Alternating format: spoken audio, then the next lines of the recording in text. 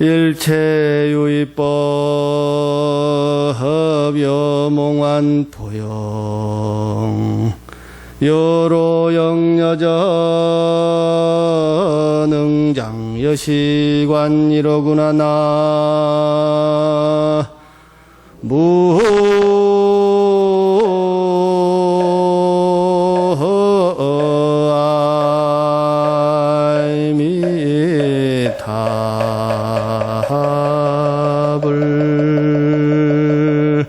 범소유상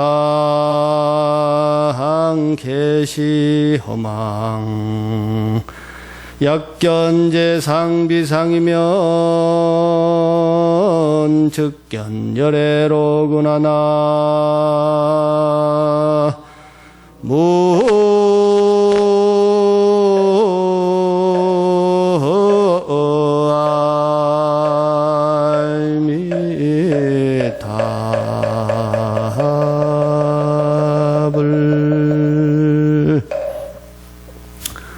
우리 노래도 괜찮죠? 네. 네, 오늘 제가 드리고 싶은 말씀은 이 세상에 있는 모든 것들이 다 이렇게 잠깐 있는 것처럼 보였던 것들이 또 금방 없어져 버리기도 하고 그래서 얼른 볼 때는 좀 허망하고 무상한 것처럼 보인다. 그래서 그런 무상하고 허망한 것을 너무 애써서 집착하지 말아라, 뭐 이런 얘기입니다. 그런데 이제 그런 얘기는 사실 그동안 너무나 많이 여러분들이 들어왔을 것이고 제가 오늘 드리고 싶은 얘기는 무상하니까 집착하지 마라 이런 것이 아니고 잠깐 있다가 가는 인생이고 또 건강한 것이 언제 또 이렇게 환절기가 오면 감기가 오고 또 젊음이 엊그제까지만 해도 팔팔하던 젊음인데 어느새 내가 백발이 있어버리고 또 이제는 죽음을 좀 생각해야 되는 그런 나이가 되었나 하고 이제 이렇게 세상을 걱정하고 두려워하고 그런 것이 아니고 짧기 때문에 얼마 안 되는 인생이기 때문에 그러기 때문에 귀하게 살자. 한없이 건강함이 유지된다 그러면 뭐 걱정할 거 없죠. 언제까지나 건강하면 되니까. 그렇지만 건강 관리를 잘못하면 언제든지 몸에 병이 들 수 있다. 그렇기 때문에 건강할 때 좀 잘 관리해야 된다. 또 우리 목숨이 한없이 죽지 않고 산다면 우리는 죽음에 대해 생각 안 해도 되고 또 어쩌면 삶이 재미가 없을지도 몰라요. 끝이 없으니까. 그러나 끝이 있기 때문에 그렇기 때문에 오히려 이 짧은 인생을 더 귀하게 살아야 된다.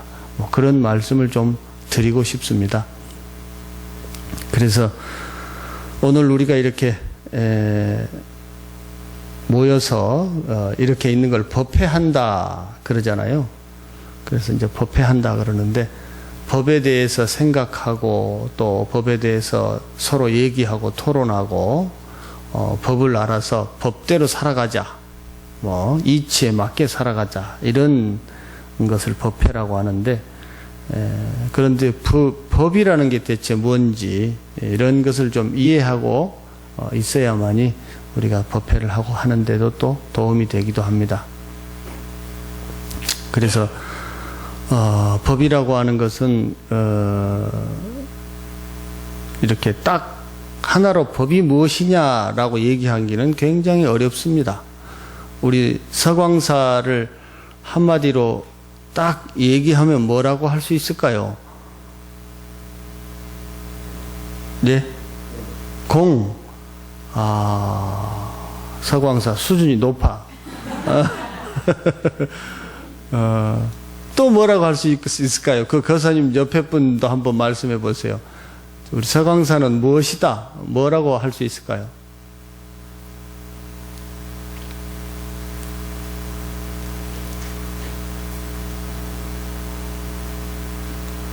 묵묵부답이다. 서광사는 뭐 여러 가지 얘기가 있을 수 있겠죠. 뭐 3층 큰 법당이 있는 절이다. 또 노래하는 스님이 계시는 절이다. 뭐 친절한 절이다. 깨끗한 절이다. 뭐 비구니 스님들이 2분이나 계시는 절이다. 뭐 여러 가지 얘기를 할 수가 있겠죠. 그래서 여러 가지 얘기를 할 수 있어서 무엇이라고 딱 하나로 얘기하기가 어렵습니다. 그런데 우리는 이제 자기가 좋아하는 것만 딱 집어가지고 이제 얘기하기가 쉽죠. 그래서 뭐 다른 건 기도도 잘하고 친절하고 공양간에 밥도 맛있고 뭐 교통도 편리하고 시내에 있고 좋은 점이 여러 가지로 많은데도 불구하고 어떤 사람은 그 절에 가서 나는 종무소 보살한테 티박을 한 번 맞은 적이 있어가지고 불편한 절이다 이렇게 한번 정해버리면 이제 불편한 절이 되는 거예요. 그런데 불편한 절이기도 하지만 또 친절한 절이기도 하고 또 키가 이렇게 큰 절이기도 하지만 또 더 큰 절에 비하면 작은 절이기도 하고 뭐 시내에 있어서 편리한 절이기도 하지만 시내에 있어서 또 새소리가 잘 안 들리는 절이기도 하고 얘기를 하다 보면은 예? 아침부터 밤까지 얘기를 해도 모자랄 만큼 여러 가지 성격이 있어요. 그래서 이 서광사를 한마디로 딱 할 수는 없지만 대체적으로 좋은 절이다. 가고 싶은 절이다.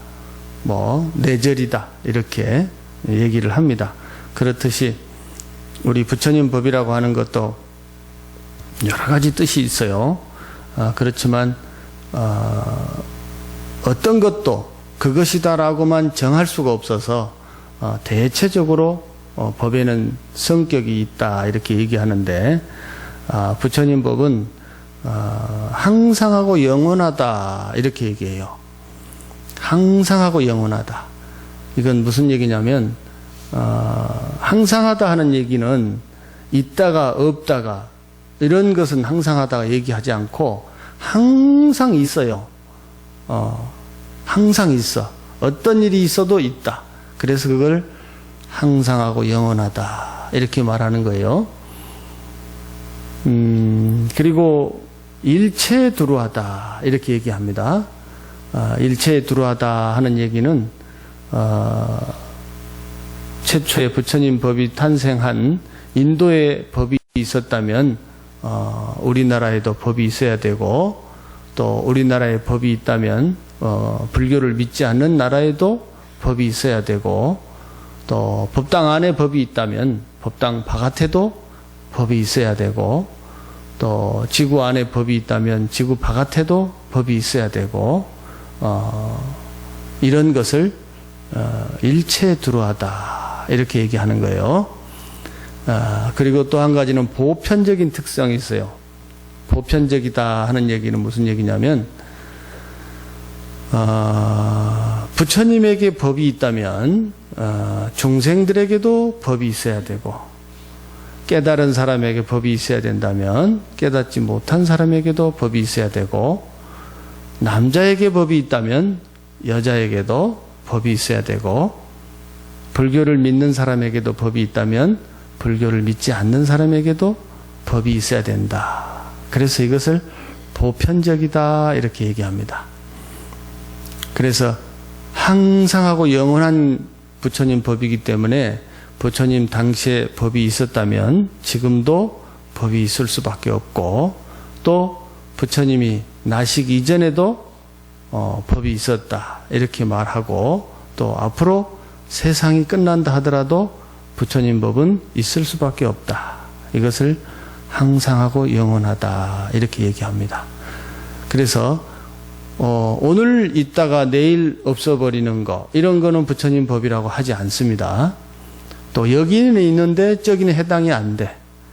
불교도들에게는 해당이 되는데 불교도가 아닌 사람한테는 해당이 안 돼.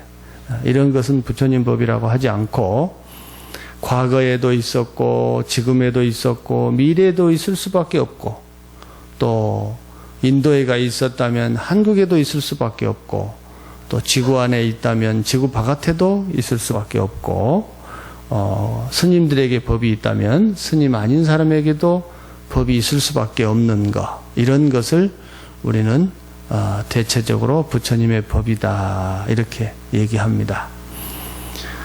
이렇게만 얘기하면 알 수가 없죠.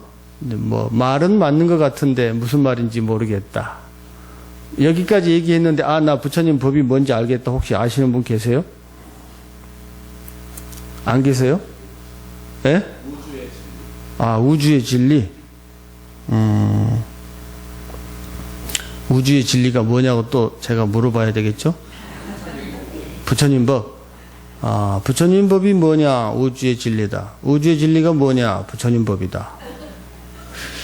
똑같네. 그래요. 우주의 법이라고 합시다. 그래서 이제 옛날 어른들은 또 뭐라고 표현을 했냐면, 이 법이라고 하는 것은 크기로 말하자면 지구를 덮고도 남고, 작기로 말하자면 바늘 끝에도 서지를 못하고, 또 빠르기로 말하자면 눈 깜짝할 사이보다도 더 빠르고, 느리기로 말하자면 아직도 출발한 적이 없대요.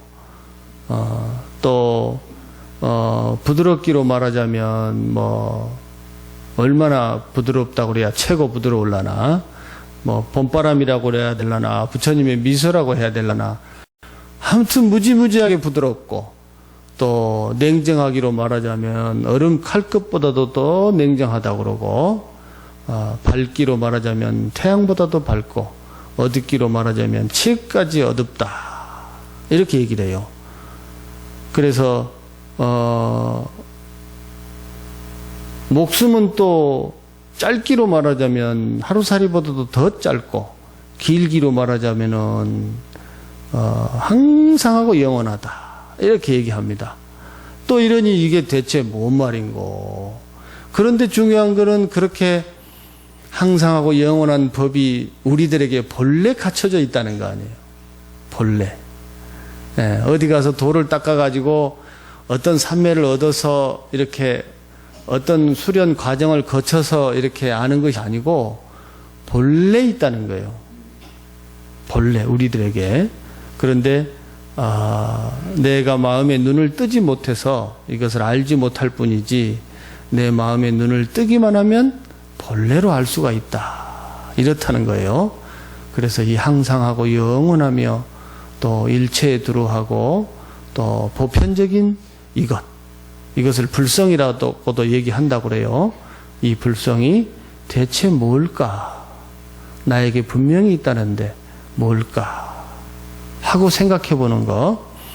그래서 내가 생각하는 것이 아까 내가 말씀드린 대로 이것이 법인가 하는데 항상하고 영원한가 한번 따져보고, 그것이 여기서도 해당되고 저기서도 해당되는가, 또는 나에게만 해당되는가, 다른 사람한테도 해당되는가, 이렇게 따져보는 거예요. 따져봐서 이건 나한테만 해당되는 얘기지 다른 사람한테는 해당이 안 되네, 이러면 부처님 법이 아니에요. 그거는 나에게도 해당되고 저 사람한테도 해당되고 어느 누구에게도 다 해당돼야만이 법이다, 이렇게 얘기할 수 있어요. 그래서 우리가 법을 공부하는 사람들이 이런 법에 대한 기준을 좀 가지고서 공부를 하면 좋습니다. 그래서 내가 가지고 있는 기준을 가지고 있으면 이 법에 대해서는 도저히 알 수 없도록 되어 있습니다. 그래서 내가 가지고 있는 기준을 내려놓는 것, 예를 들어서 말하자면 우리 3층 법당은 커요, 적어요? 네? 아니 말씀하세요. 괜찮아요. 지방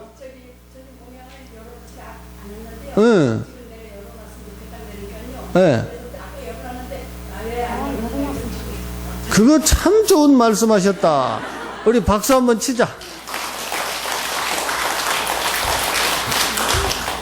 그렇지. 저 뚜껑을 안 열어놓고 우리가 법회를 하면은 우리 보살님 마음이 얼마나 불편하시겠어. 그러면 우리가 스님이 앞만 번번 잘해봐야 다 꽝이야. 예, 보살님 마음은 내내 저놈의 불기뚜껑 그러니까. 아주 잘하셨어요. 예. 그래, 보살님 덕분에 또 우리가 또 한 번 웃으니까 얼마나 좋나. 내가 부처님 법에 대해서 얘기하니까 딱딱해 죽겠네, 내가 생각해도. 그런데 또 보살님이 저렇게 귀한 말씀을 해주셔가지고 감사드려요. 고마워요. 우리는 스님 편히 앉으라니까요. 예? 마음대로 앉아요. 예. 우리는 격식이나 의식 하는 데 있어서 너무 폼 잡는 거 좋아하죠, 우리. 폼 너무 많이 잡으면 우리 빨리 늙어. 적당하게 폼 잡아야 돼요. 우리 신도님들 너무 폼 잡지 마세요. 에?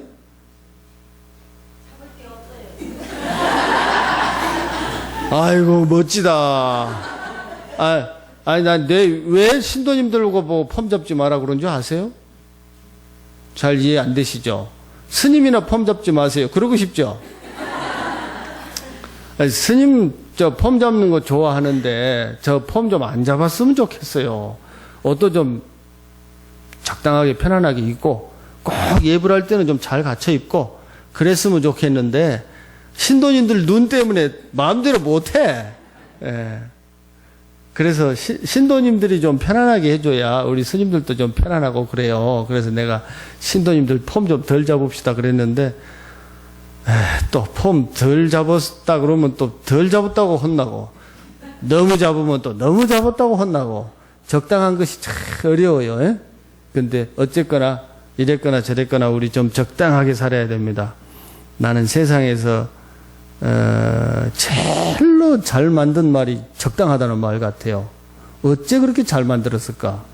우리 부처님 법이 나는 적당하다, 적당하게 해라. 이게 난 부처님 법이라고 생각해요. 또 혼나겠지, 큰 스님들한테 들으면. 그런데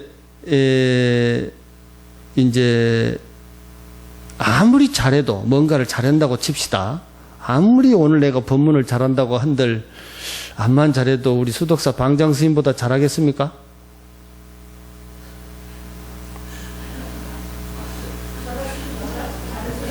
네?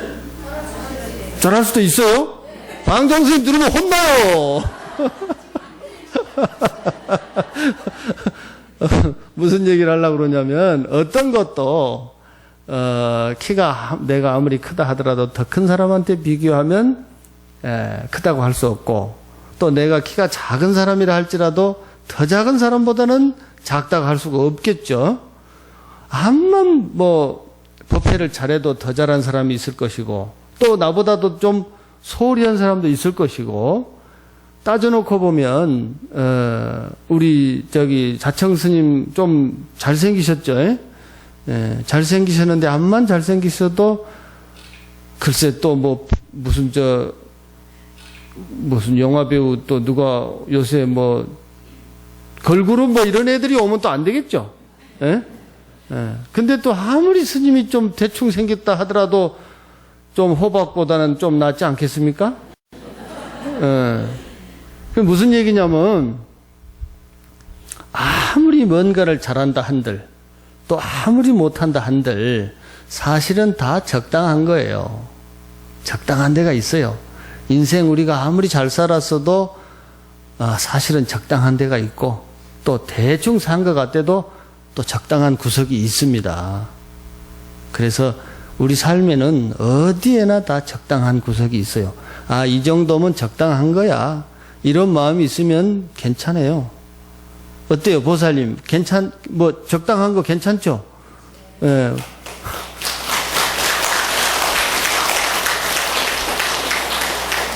그래서, 우리 인생을 적당하게 좀 하는 거, 그런 거, 괜찮으니까 그렇게 좀 생각하시고, 또 스님이 적당하게 하라고 그랬다고 뭐 예를 들어서 장엄하고 이런 데 또 적당하게 하고 그러면 안 돼요. 그런 데는 정성을 다해야 돼요. 나를 꾸미고 나를 위하는 일은 좀 적당하게 해도 괜찮고, 그러나 많은 사람들이 공경하는 부처님이라든지 법당 청소라든지 이런 거는 대충 하면 안 돼요.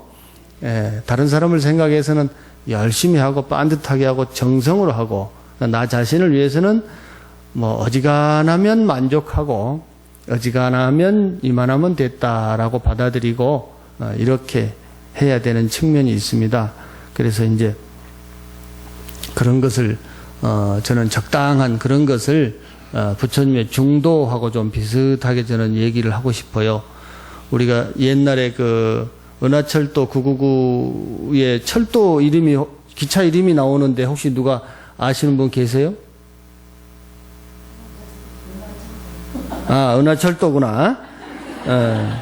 거기 철도 기차 이름이 은하를 달리니까 은하철도인데 철도 기차 이름은 중도래요. 중도. 우리 부처님 법은 연기법이라고 그러잖아요. 근데 그 연기법을 또 중도라고도 표현을 합니다. 그래서 그 기차 이름이 중도래요. 수준 높죠. 무궁화호, 새마을호, 뭐 KTX 이런 거보다는 중도가 좀 수준도 있는 것 같지 않아요? 그런데 중도라고 그래요. 그래서 중도를 그래서 이제 농담 삼아 어째서 중도인고 이런 얘기를 해봤어요. 그랬더니 그 기차가 이 마을과 저 마을 사이를 항상 달린답니다. 그래서 중도다 뭐 그런 얘기를 했어요. 그래서 이쪽에도 치우치지 않고 저쪽에도 치우치지 않아서 가운데를 항상 달려서 중도다 그런 뭐 얘기를 했다고 그래요. 그런데 저는 그거를 좀 찬성하고 싶지가 않아요. 저는 그렇다고 보고 싶지 않고 이 마을과 저 마을의 사이를 달리지만 우리 마을을 왔을 때에는 우리 기차예요. 저 마을에 갔을 때는 저 마을 기차예요. 그런데 우리 마을에 왔을 때 이미 저 마을 사람들을 싣고 있어요. 이해되셨어요? 우리 것 같지만 저 사람들인 것 측면도 있어요. 또 저 사람들인 것 같지만 내 것인 측면도 있어요. 이런 걸 중도라고 하는 거예요. 자, 부부를 경험해 보신 분 손 한번 들어봐요. 이해가 잘 안 되는가 보다. 결혼한 사람 손 들어봐요. 내가 너무 수준 높게 얘기하면 안 된다니까. 자, 그러면 노보살님도 결혼해 보셨네요.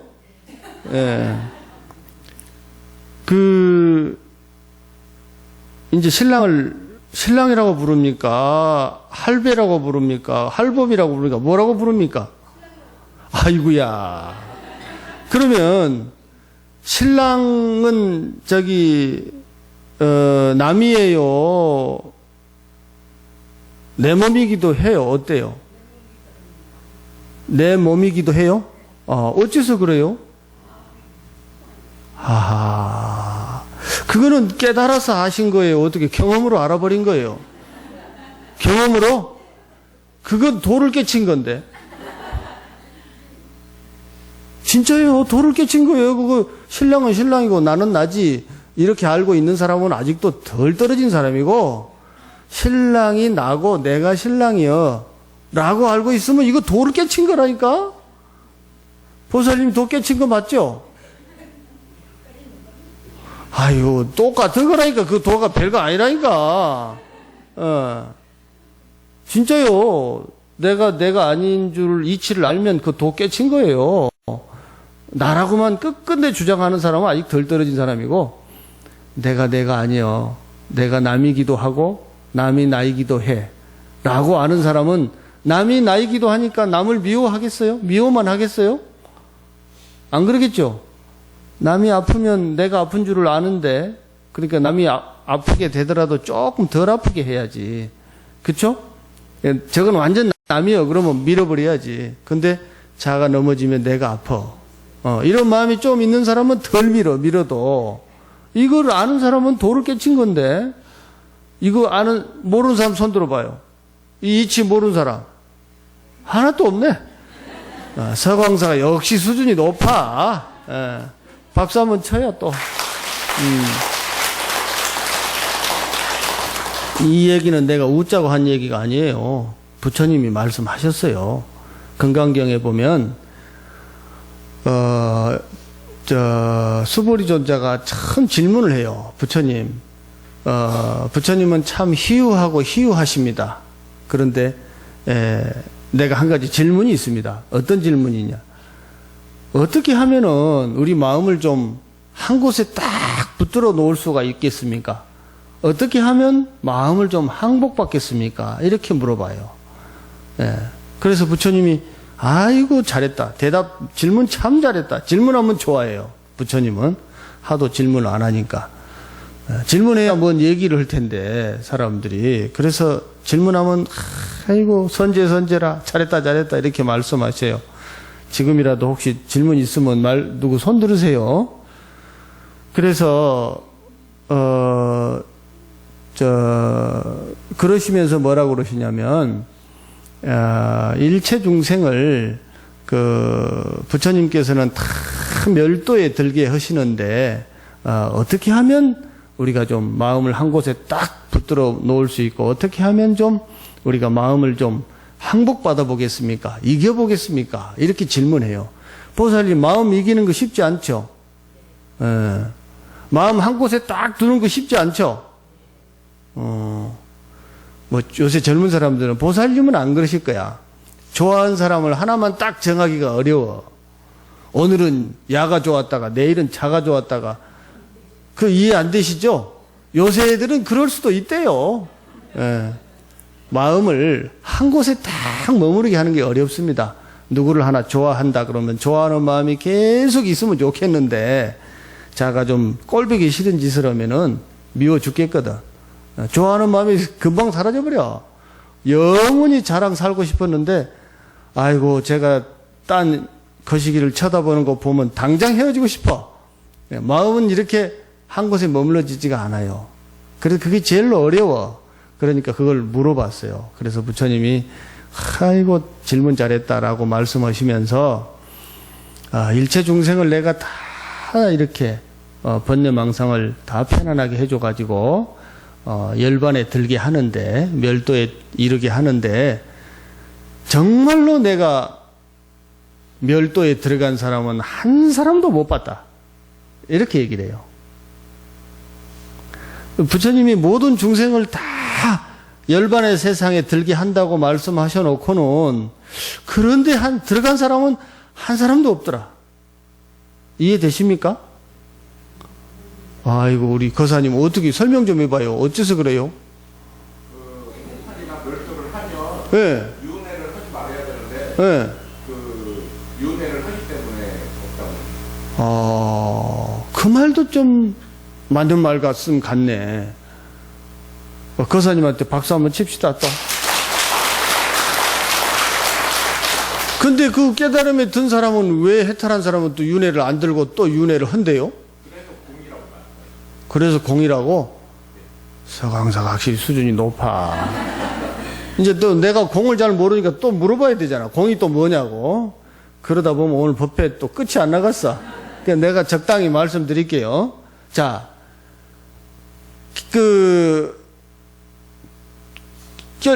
깨달음에 든 사람은, 열반에 들어간 사람은, 한 사람도 없다고 말씀하시면서 왜 그러냐면은, 만약에 공부하는 사람이 나를 나라고 생각한다. 내 몸뚱아리를 나라고 생각한다. 또 상대방을 남이라고 생각한다. 또 우리를 우리들이라고 생각한다. 또 우리 존재라고 하는 것이 영원하다고 생각한다면 이 사람은 아직 덜 떨어진 사람이다. 이런 얘기를 해요. 무슨 얘기냐면 정말로 철이 든 사람은, 깨달은 사람은 나만 나라고 생각하지 않는다. 이 말이에요. 우리 보살님이 신랑이 나인 측면이 있다고 하고 말씀드렸거든요. 나만 난 줄 알았는데 생각해보니까 그게 아니야. 신랑이 괴로우면 내가 괴로워. 신랑이 번뇌망상이 딱 얼굴만 보면 그냥 아이고 오늘 무슨 고민이 있구만. 그럼 그때서부터 나도 기분이 샤해지죠. 예. 뭐 알게 모르게 신랑이 오늘 기분이 좋은지 얼굴이 좋아. 그러면 뭐 나도 좋아지는 거지. 신랑의 번뇌는 곧 내 번뇌가 되는 거예요. 신랑의 즐거움은 곧 내 즐거움이 되는 거예요. 사랑하는 마누라의 괴로움은 곧 내 괴로움이 되는 거예요. 마누라의 기쁨은 내 기쁨이 되는 거예요. 거기뿐이겠습니까? 우리 서광사의 신도들 중에 한 사람이 계단에 올라오다가 이게 다리가 어떻게 삐끗했다. 그러면 얼마나 아프겠어요? 그럼 우리 신도들은 마음이 고소합니까? 아픕니까? 다행이다. 어떤 사람은 넘어지니까 야 이거 꼴 좋다. 저거 그럴 줄 알았다. 고소하다. 그런 경우도 있다던데. 그런 경우도 있을 수 있을까요? 있어도 없다고 그럽시다. 예.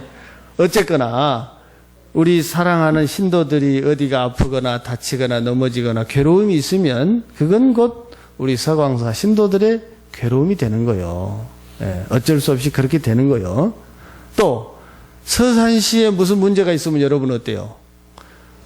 우리 옆에 서산 옆에 예산하고 축구 시합을 했는데 우리 서산시가 져버렸어. 어때요, 여러분들? 속상하죠? 예. 축구는 자들이 했는데 왜 속은 내가 상해? 선수들이 남이 아니거든. 나거든. 그렇죠? 또 우리 올림픽에 나가가지고 요번에 우리 김연아 말고 또 누구 있잖아. 소년제가 금메달 못 땄죠? 다 떨어져 버렸어. 여러분들 기분이 어땠어요? 이거 참 어쩌다가 또, 이게 내가 내 몸이 아니라니까 소년제가 나요. 이런 것이 있어요. 그래서 나만 내가 아니고 남은 남이 아닌 거예요. 그래서 우리가 예를 들어서 아침에 버스 운전을 버스가 이렇게 탈 때 그 버스 기사가 좀 늦게 왔으면 웬 버스 기사가 이렇게 늦게 왔냐고 티박을 하고 말이지. 이런 버스 기사는 세상에서 사라져야 된다고. 이런 얘기를 하고 타면 버스 기사가 운전을 잘할까요? 급브레이크를 팍팍 밟을까요? 팍팍 밟겠죠? 에라 혼 좀 나봐라 그러고. 그러면 누구 목숨이 이틀어지는 거예요? 내 목숨이 이틀어지는 거야. 그러면 좀 버스 기사가 좀 늦게 왔어. 그러면 아이고 버스 기사님 오늘 좀 늦으셨네요. 오늘 교통이 많이 막히죠? 그래도 이렇게 와주셔서 감사합니다. 그러면 버스 기사가 뭐라 그러겠어요? 늦어서 송구하다 그러겠죠. 그러면서 잘 모시겠다고 하겠죠. 그러면 누구 목숨이 편안하겠어요? 내 목숨이 편안한 거야. 그러니까 버스 기사라고만 보는 사람은 아직 덜 떨어진 사람이고 버스 기사가 곧 나다 라고 생각하면 말이나 행동을 잘해야 되겠죠. 그렇기 때문에 내가 아닌 줄을 알고 남이 아닌 줄을 아는 사람은 남의 괴로움이 있으면 나는 깨달음을 얻었다 하더라도 깨달았다고 생각이 안 돼. 괴로워 죽겠는 사람들이 저렇게나 많은데 내가 저 사람하고 나하고는 전혀 상관없이 나는 깨달은 사람이야. 나는 열반에 든 사람이야. 이렇게 말할 수 있겠어요? 어렵겠죠? 그래서 깨달음에 든 사람은 한 사람도 없다. 부처님이 이렇게 말씀을 하시는 거예요. 깨달은 이치를 몰라서 그런 것이 아니고 이치를 다 알았지만 참으로 이치를 알고 보니 나만 내가 아니고 내 사랑하는 사람들이 참으로 나구나. 이런 이치를 아는 거예요. 그러니까 부처님 법이라고 하는 것이 대단하게 훌륭하고 무슨 특별한 것이 있다고 생각하면 한도 끝도 없지만 그런 것이 아니에요. 내가 아닌 줄을 알고 남이 아닌 줄을 알고 우리가 아닌 줄을 알고 생각을 넓히기만 하면 얼마든지 남도 내가 되는 것이고 또 다른 사람들도 또 우리 팀이 되는 거고 그래서 이웃나라들도 언제까지만 이웃나라인 것은 아니에요. 그 사람들하고 우리들하고 평화적으로 서로 하나가 되기만 하면 또 우리나라가 되는 거예요. 그래서 언제까지나 나는 나고 남은 남이고 이런 것이 아니고 생각을 넓히고 지혜를 넓히면 우리는 언제든지 수많은 내가 존재할 수밖에 없다. 그래서 일체 중생이 다 나라고 말할 수가 있고 일체 세상이 다 나라고 할 수밖에 없다. 그래서 일체 세상이 다 나인 줄을 알고 나의 형제요, 자매요, 나의 부모요, 나의 자식이라는 생각을 가지고 있으면 어떻게 남을 해코지하고 남을 못되게 할 수 있겠어요? 그저 눈만 뜨면 저 사람을 어떻게 뭔가 도와줄까? 만나기만 하면 어떻게 기쁘게 해줄까? 이런 생각을 할 수밖에 없죠. 그래서 만나는 사람마다 내 소리를 듣는 모든 사람들이 다 평화롭고 행복하기를 바라고 그렇게 이제 마음도 먹고 또 그렇게 살아가고 그런 사람한테는 항상 기쁨이 넘치고 또 틈만 나면 보살행을 하고 이런 거기 때문에 언제나 어떻게 보면 얼굴도 환할 수밖에 없고 또 몸도 건강할 수밖에 없고 또 부처님 법을 잘 아는 사람일 수밖에 없습니다. 그래서 부처님 법이 그렇게 어렵고 또 멀리 있는 것이 아니고 항상 우리 주변에 있고 내 사랑하는 사람 이런 걸 생각하시고 이번 추석 때 또 많은 사람들을 또 만나게 될 것이고 또 새로운 사람들을 만나게 될 것이고 옛 동지들을 또 만나고 또 고향에 돌아온 사람들도 만나고 그럴 텐데 어쨌든 부처님 법이 멀리 있는 것이 아니고 내 사랑하는 사람들에게 항상 있다 이런 걸 생각하시고 더 행복하고 또 사랑스럽고 그런 원만하고 풍성한 추석이 되었으면 좋겠다 하는 말씀을 드립니다. 어떻게 11시 반인데 좀 더 할까요? 그만할까요? 더 할까요? 아이 스님 괜찮아요? 조금만 더? 몇 분까지? 45분까지? 예. 그래요. 요즘에는 동의를 잘 구해야 돼. 예. 동의 안 구하고 했다 그러면 혼나. 혹시 이제 법문은 요 정도 하고 스님한테 질문 있으신 분? 뭔 질문도 괜찮습니다. 왜 스님은 머리를 빡빡 깎고 사세요? 뭐 이런 것도 괜찮아요. 질문 있으면 한번 해줘봐요.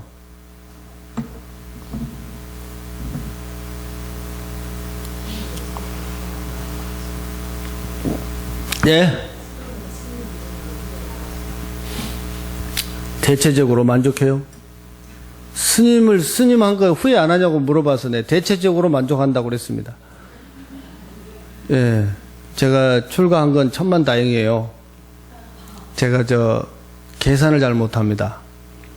돈이 예를 들어서 100만 원이 들어오면 좀 어느 정도 이렇게 해가지고 이렇게 저축도 좀 하고 해야 되는데 뒷생각을 안 하고 쓸 일 있으면 다 써버려요.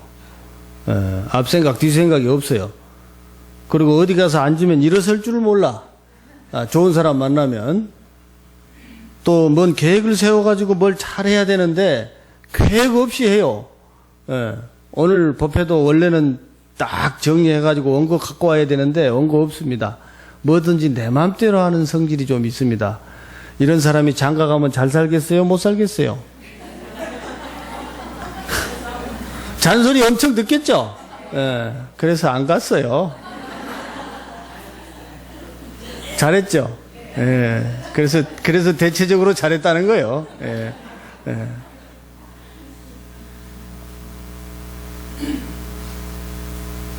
너무 수준 높은 거 말고 또 좀 질문해 보세요.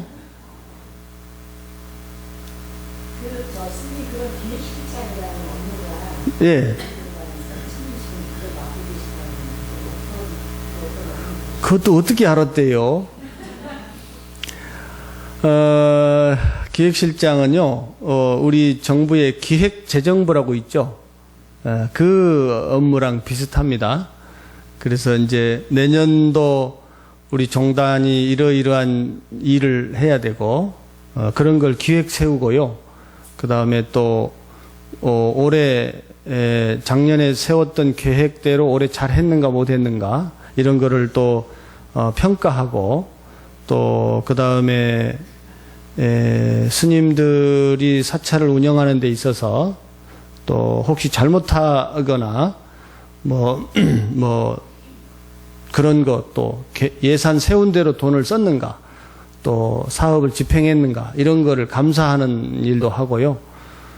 또 그다음에 우리 종단이 잘하는 일이 있으면 또 신문이나 이렇게 언론에 홍보하는 일도 하고, 그다음에 또 이제 우리 조계종이 많은 그 국가의 법에 이렇게 또 연결되는 일들이 많거든요. 뭐 국립공원이라든지 또 이런 사찰이라든지 땅이라든지 이런 법과 관련된 그런 일이 또 많습니다. 그래서 법을 제정하거나 또 법을 함부로 제정하지 못하도록 이렇게 또 가서 이렇게 따지기도 하고 또 뭐 이렇게 의견을 내기도 하는 그런 대외 협력 이런 일도 하고요. 그 다음에 또 우리 종단 내에 이런 정산해서 보고하는 전산 업무가 있습니다. 그런 것까지도 제가 이제 관장하고 그러는데 뭐 이런저런 일들이 좀 많기는 한데요. 뭐 그래도 할만해요. 네. 저는 아까 헌법가에 부르는 순간에 저분들의 눈물이 나왔어요. 예. 지금도 아직까지 감정이 남아있는데 선생님을 만나면 엄마 한마디부터 시작이 돼가지고 왜 그런 현상이 상관인지 그래요. 그런 우리 마음 속에는 그 깊은 마음이 있어요. 저 무의식 속에 깊은 마음이 있는데 이 깊은 마음은 우리가 보통 이제 양심이라고도 표현하기도 합니다. 우리 부처님 마음이라고도 하는데 이런 마음들은 진리를 향하고 싶은 진리를 향한 그런 마음이 늘 있어요.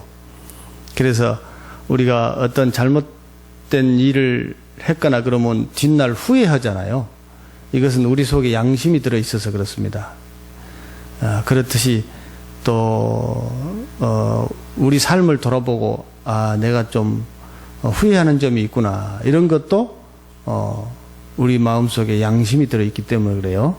그래서 이런 마음은 본래로부터 선한 마음 같은 거예요. 진리를 향한 마음이 우리 속에 본래 있습니다.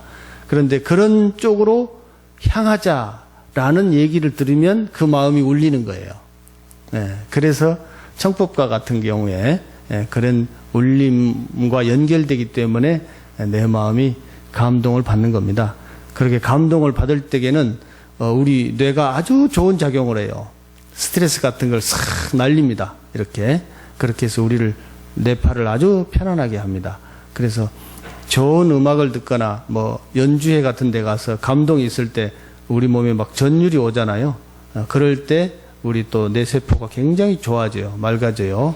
그렇듯이 또 우리 부처님 참불가를 듣거나 또 연불 소리를 듣거나 또 이렇게 삼매를 경험하는 참선을 하거나 이럴 때도 우리의 저 깊은 무의식에 있는 우리의 부처님 마음이 자극을 받아서 그런 일이 생깁니다.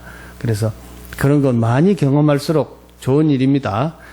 여러분들이 참불가 좀 많이 부르세요. 네, 그래요.